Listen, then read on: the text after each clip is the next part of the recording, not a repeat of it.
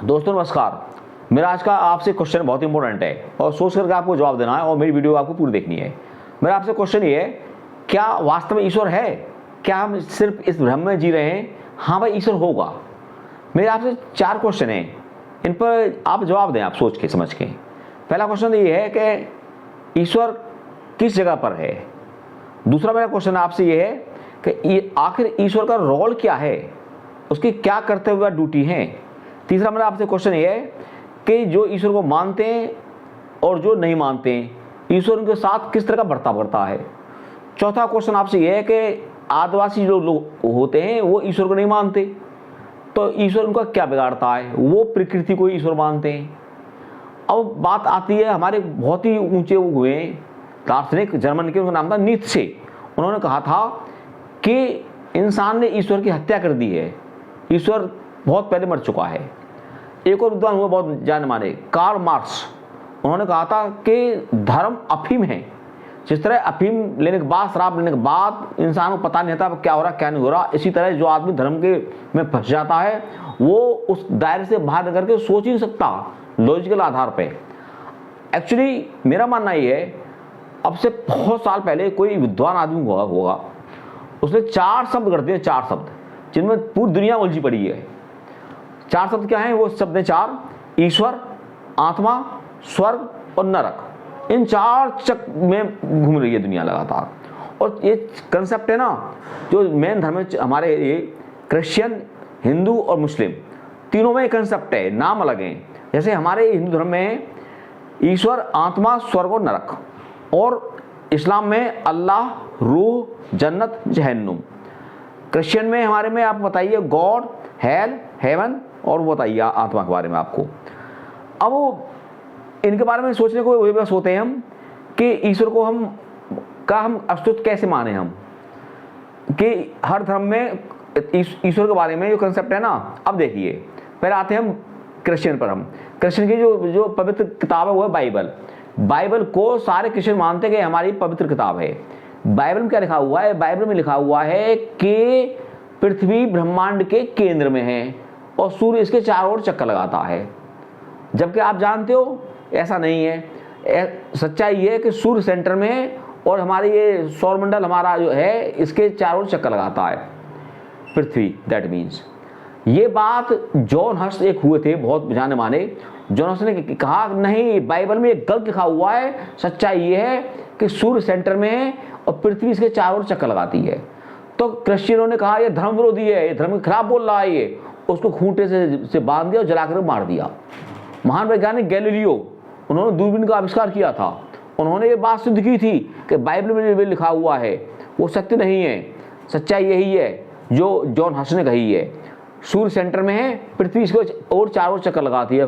पर दोस्तों, गैलीलियो ने बात जनता के सामने नहीं कही थी, बताई थी, कि उन्हें पता थी कि ये धर्मांध लोग हैं ना, मेरा हाल वही कर देंगे जो जॉन हस का किया है। उन्होंने किताब में बात लिखी और कह दिया, भाई ये इस किताब को मेरे मरने के बाद खोलना, अदरवाइज ये धर्मांध लोग हैं ना, मेरा भी मर्डर कर देंगे ये। जब उनके गैलीलियो को मरने के बाद वो किताब खोली गई तो उसमें लिखा हुआ पाया गया यही बात कि सूर्य सेंटर में है और पृथ्वी घूम रही है। तो अब बताइए मुझे बात, तो बाइबल में जो लिखी हुई थी वो बात सत्य थी, जो हमारे वैज्ञानिकों ने तार्किक सोच, बुद्धि के आधार पर जो बात कही वो सच निकली। अब आते हैं हम अपने रामायण के बारे में चलते हैं। चलो, ये मैंने आपको बताई रामायण में बताया लिखा हुआ है कि हनुमान जी लंका कूद गई। लंका की ये डिस्टेंस है इंडिया से अप्रोक्स 30 किलोमीटर है। क्या कोई इंसान संभव है जो 1 किलोमीटर कूद जाए, वो 30 किलोमीटर कूदे? दूसरा कि हिमालय पहाड़ को पूरे उठा लेकर आ जाना, सूर्य को अंदर ले आना, और ये बातें उतरती नहीं है। और पत्थर का पानी में तर जाना, ये तो साइंस में आप मुझे कर दिखा दे कोई, आज मान जाऊंगा मैं आज कि पत्थर पानी में तर जाए, नहीं हो सकता। तो ये बातें कुछ अजीब लगती है हमें ये। अच्छा, आप इसकी देखिए इस्लाम में लिखा हुआ है कि कुरान जो है एक आसमानी किताब है। क्या आसमान से आज तक कोई पत्थर या लेटर या कोई चिट्ठी वगैरह कोई छपा हुआ ग्रंथ ऊपर से आसमान से आया आज तक? नहीं आया। और मक्का मदीना में जो काले कलर की स्ट्रक्चर है उस पर पत्थर मारते हैं। मैंने एक मुस्लिम भाई से पूछा ऐसा क्यों करते हैं? उन्होंने कहा कि हम शैतान को मारने के लिए पत्थर मारते हैं। तो क्या आप भी जानते, हम भी जानते हैं, जो वहाँ बना हुआ काले कलर की स्ट्रक्चर बनी है पत्थर की, क्या पत्थर में शैतान छिपा हुआ है क्या वो? तो एक तरह से हमने मान लिया कि मूर्ति पूजा हुई है। जैसे कि हम लोग हिंदू में राम कृष्ण की पत्थर की मूर्ति बना लेते हैं, हम पता है कि राम कृष्ण नहीं है, ये स्टैचू है, तो हम उसकी पूजा करते हैं। तो ये मारना कि शैतान भगाना, तो आपने कैसे मान लिया कि काले पत्थर में शैतान छिपा हुआ है? तो ये सिंबॉलिक हो गई।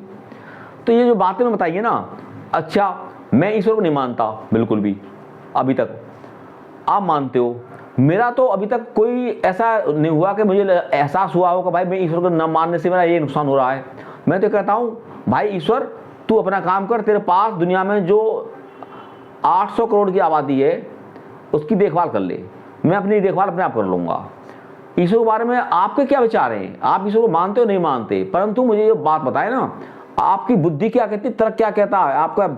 आपको माइंड दिया है, माइंड है। एक पागल आदमी है, पागल आदमी के लिए कोई ईश्वर नहीं, कोई भगवान नहीं, कोई गॉड नहीं, कोई अल्लाह नहीं, क्योंकि उसके अंदर माइंड नहीं है, उसके अंदर सोचने समझने की क्षमता नहीं है, उसकी तार्किक सोच नहीं है, इसलिए उसके लिए कोई नहीं दुनिया में। वो भी तो इंसान है, उसके लिए क्यों नहीं ईश्वर? हमारे लिए क्यों? कि हमारी बुद्धि जो है ना, जो मैं बताए थे 4 शब्द, इन्हीं फंसी पड़ी है। न आत्म ईश्वर किसी को मिला और न कभी जीवन में मिलेगा। मैंने आपको बताए ईश्वर के बारे में तथ्य दिए हैं, आप कमेंट के माध्यम से बताएं मुझे आप कि ईश्वर वास्तव में है या नहीं है तो फिर कहाँ है? जय हिंद, जय भारत।